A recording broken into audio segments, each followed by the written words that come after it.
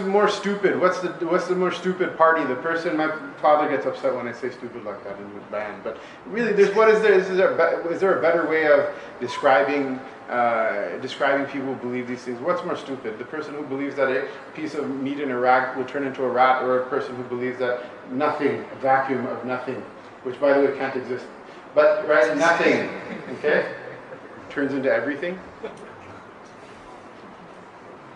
That's stupid. Okay, that's really stupid. Now we're starting to actually be able to come closer to what the real debate is between atheists and between people who believe in God. Okay, what is atheism? Okay, atheism is not believing in God. That's not what atheism is. It's what atheism isn't. Okay, what atheism is, and this is any classical atheist, I'm talking about from thousands of years before Sayyidina Isa alayhi salam, from the first debates of philosophers with one another, the debates between people who believed in a creator and people who didn't believe in a creator. The first debate is what? Do you believe that the universe, the material universe, existed forever, or do you believe that it came into creation? If it came into creation, it obviously needs a creator, because there's nothing in the physical universe that happens without something causing it to happen. If you don't believe that it has a creator, you have to believe that it existed forever in cycles. They would say that, okay, if it existed forever and it has no creator, that makes no sense. Well, maybe the material universe exists in cycles that just repeat themselves again and again, which is very close to the cosmology of Indian religions, Hinduism, Jainism, Buddhism, right? That the universe, it just kind of cycles back and forth through these cycles pointlessly. Who started it? Allah knows best. Who's going to end it? There's no end to it. It just kind of is happening. Okay? This is in logic, in the study of Aristotelian logic. This is known as, in Arabic, as Dawr al-Musalsal. It's known in English as infinite regress. This is considered to be a type of logical fallacy. Okay? It's the logical or philosophical equivalent of trying to divide by zero. You understand what I'm saying? What came first, the chicken or the egg? Right, well, maybe the chicken and egg were constantly being born one from the other since the beginning of time. No, there is actually an answer to the question. What it is, Allah knows best, but there is actually an answer to the question. Why? Because things don't bounce back and forth like that forever, all the time. So someone says, okay, well, I don't believe in the qidm al-alam. I don't believe that the physical, right? Because the physical universe, if you believe it existed forever, then you're ascribing to the physical universe one of the attributes of Allah, which is qidam, pre-eternal, primordial eternity of existence. That it was never created, it was always there. And it will never be destroyed, it will always be there, al-baqa, right? That it will never be destroyed. These are two very important attributes that belong to Allah subhanahu wa ta'ala. So to answer the question from before, which is, what do atheists believe in if they don't believe in God? It's that they're materialists. They ascribe certain basic and fundamental attributes of Allah subhanahu wa ta'ala, not to Allah Ta'ala because they don't believe in Him, but to what? To this material world, okay? And who are the people of belief in Allah Subhanahu wa Ta'ala? Who are the people of belief in God? Those are the people who believe that no, all of this stuff needed to start from somewhere. All of this stuff needed to start from somewhere. Now the atheists counter with a very simple and very silly argument. They say, well, if everything needs something to create it, and the universe was created by God, then who created God? Okay? What do we say? Hajatu kulli makhluq li-sani'i. We say that the need of every created thing for someone to have made it, right? Allah subhanahu wa ta'ala, why is it that in the Quran again and again it's written, وَلَمْ يَكُنْ لَهُ كُفُوًا أَحَدٌ? There was no one like unto Him. لَيْسَ كَمِثْلِهِ شَيْءٌ. There is no one like unto Him. لَا تُدْرِكُ الْأَبْصَارُ وَهُوَ يُدْرِكُ الْأَبْصَارِ. The vision cannot see Him, but He sees the vision. The idea is that Allah subhanahu wa ta'ala does not exist within the universe of causes and effects, within the cage or the prison of time and space. He's not limited or bounded by it. Rather, His existence is such that it's unlimited, right? Time and space are not something He exists inside, rather they are creation from His creations. His existence, right? His existence is something that's completely unlimited and unimaginable. In the same way, there is a barrier, an existential barrier between us and between His existence that is infinite and not even comparable to the existential barrier between the guy in your head that you imagined and you. He won't understand you. Even more than that, infinitely more than that, you'll never understand Allah subhanahu wa ta'ala. Infinitely more than the carpenter understands the table that he built, and the table will never understand the carpenter. Allah subhanahu wa ta'ala's existence supersedes your existence. This is a basic part of what we believe in Allah subhanahu wa ta'ala. This is why the Christians can believe that Jesus is the Son of God, because they don't understand that Allah subhanahu wa ta'ala, they think He also lives in time and space like we do. That yesterday was yesterday, and today is today, and tomorrow is tomorrow for Allah subhanahu wa ta'ala. Whereas we believe what? All of it is equal for Allah subhanahu wa ta'ala. He never changes, He's always the same. He's been who He is, and He is who He is, and He'll be who He is. We're the ones experiencing all of this stuff through time and space. Right? Like a movie reel. If you watch a movie reel from the beginning to end, right? For those of you who were born in like 1997 or whatever, right? They used to, before DVDs, watch movies on a reel, which is a reel has pictures and they flip one after the other, 30 frames per second. So when you watch from reel to reel the entire movie in like 90 minutes or whatever, they're just pictures one after the other that you're watching.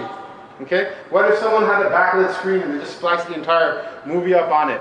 They're experiencing the entire movie at the same time. It's a different experience of time and space. We have a very limited experience of time and space because we're caged in it, we're bound in it. Allah subhanahu wa ta'ala, time and space are like a creation of His. He's the Rabb of time and space, just as powerless as you are in front of a hurricane or in front of a volcano that's spewing out molten lava, even more powerless as time and space in front of Allah subhanahu wa ta'ala. His existence is that even higher of a level compared to that. This is something you have to understand, that this entire system that we live in, that we're bound in, causes and effects, etc., within it we know how things work to a certain degree. That we know that, if I throw the box, sorry I do for throwing the box at you, by the way. I was trying to illustrate a point here. It's not like I resent you for anything or whatever, right? Right? We have, just like we know that the box doesn't fly itself, within the system we know pretty well how these things work, right? Outside of the system there's an existence that is so much greater that we're unable to understand the reality of that existence. That existence is Allah subhanahu wa ta'ala. Okay? That existence is who? Allah subhanahu wa ta'ala. Now we believe, obviously this is going into like, you're not going to be able to teach the entire aqidah like 9 minutes before my hour is up. We believe that Allah subhanahu wa ta'ala, His existence, just like physically His existence is unimaginably superior to ours.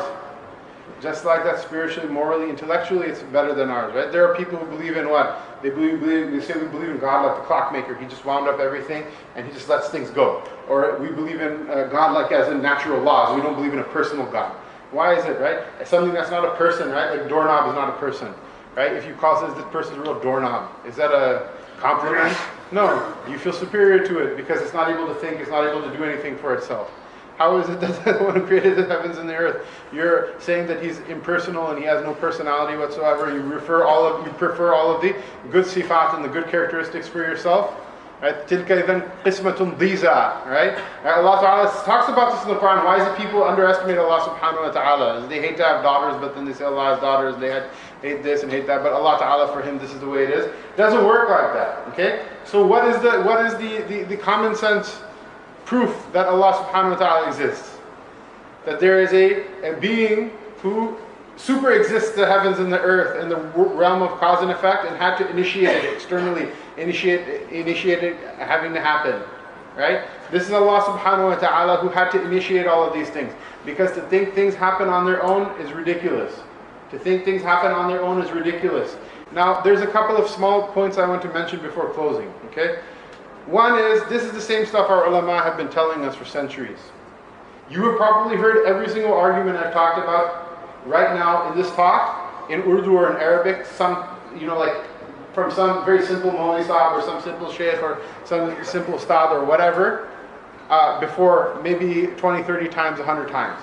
You never took it seriously. Why? Because the person doesn't speak English, and we know how people who don't speak English are like animals and not human beings.